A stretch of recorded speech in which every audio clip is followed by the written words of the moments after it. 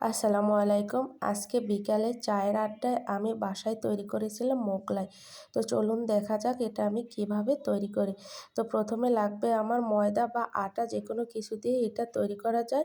এরপরে এর ভিতরে আমি লবণ দিয়ে দিছি, এরপরে আমি সাদা তেল দিয়ে দিছি। এখন আমি খামিরটা খুব সুন্দরভাবে তৈরি করে নেব।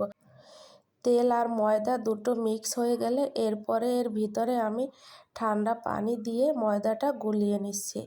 আর আমি কিন্তু ময়দাটা গোলানোর সময় যে পানিটা ব্যবহার করছি এটা কিন্তু একদম নর্মাল পানি। এটা এই যে খামিরটা আমি তৈরি করেছি এটা দিয়ে কিন্তু আপনারা চাইলে সিঙ্গারা অথবা এই যে গজা বলেন সব কিছুই কিন্তু এই খামিরটা দিয়েই তৈরি করা যায়। তো এখানে আমি এই বেশ বড় সাইজেরই একটা খামির তৈরি করেছি। তো এখানে আমি একটা ডিম ভেঙে তারপরে লবণ মিক্স করে দিচ্ছি। আর লবণটা যদি এরকম ডিমের সঙ্গে গুলিয়ে দেওয়া হয় তাহলে কিন্তু লবণটা বেশ ভালোভাবে সব জায়গায় মিশে যায়। আর মোগলাই বানানোর ক্ষেত্রে একটা জিনিস আপনারা খেয়াল করবেন, চেষ্টা করবেন দেশি মুরগির ডিম অথবা দেশি হাঁসের ডিম ব্যবহার করতে। এর কারণ হলো ব্রয়লারের ডিমে কিন্তু প্রচুর পরিমাণে লালের অংশ থাকে, যেটা কিনা যখন রুটির উপরে ডিমটা দেওয়া হবে তখন কিন্তু তাড়াতাড়ি একদম মানে ভিজে একদম বিচ্ছিরি অবস্থা হয়ে যায়। আর এই রকমভাবে ডিম দিলে ডিমটা দেখছেন দেশি ডিমটা দিয়েছি এটা কিন্তু একটু ছড়ায়নি, এক জায়গায় আছে।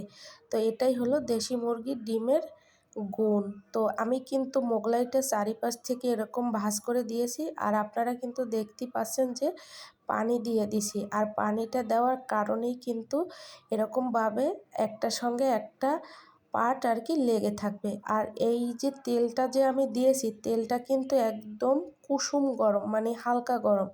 বেশি গরম হলে কিন্তু হবে না, তাহলে কিন্তু মোগলাইটা আমার পুড়ে যাবে, ভিতরে ডিমটা আমার সেদ্ধ হবে না। এখন আমি এরকম করে উল্টে পাল্টে তারপরে এই মোগলাইটা ভেজে নিচ্ছি। আর এটা কিন্তু ধৈর্য সহকারে করতে হবে। আস্তে আস্তে মোগলাইয়ের কালারও পরিবর্তন হবে, সাথে কিন্তু উপরটা মচমচে হবে, ভিতরে ডিমটা একদম ফুলে যাবে। আর এই ডিমটা ফোলার একমাত্র কারণ হলো ডিমটা যে আমরা গুলিয়ে দিয়েছিলাম পেঁয়াজ আর কাঁচামরিচ দিয়ে, সেই জন্যই কিন্তু এরকম সুন্দরভাবে ফুলে উঠেছে। আর এটা কিন্তু অবশ্যই মিডিয়াম হিটে ভেজে নিতে হবে যেন উপর থেকে পুড়ে না যায়। তো আমি একটা মোগলাই আপনাদেরকে কেটে দেখাচ্ছি যে ভিতরটা আসলে কীরকম হয়েছে। যেহেতু বাচ্চাদের ঘর একটা জিনিস তৈরি করলে তো আর হাতের কাছে থাকে না, ওরা নিয়ে খেয়ে ফেলে, তো তাই আর কি আপনাদেরকে একটাই আমি ভেঙে দেখাচ্ছি। তো ভিতরটা কিন্তু একদম খুব সুন্দর সেদ্ধ হয়েছে। আর ভিতরের ডিমের অংশটাও কিন্তু খুব সুন্দরভাবে ফুলে উঠেছে। এই মোগলাইটা কিন্তু একদম অল্প উপকরণ দিয়ে বাসায় তৈরি করা যায়। তো খুবই সুন্দর এবং সুস্বাদু একটি খাবার হয়েছে। এটা কিন্তু খুবই মজার একটি খাবার, যেটা কিনা আমাদের বাসার বাচ্চারা খেতে ভীষণ পছন্দ করে।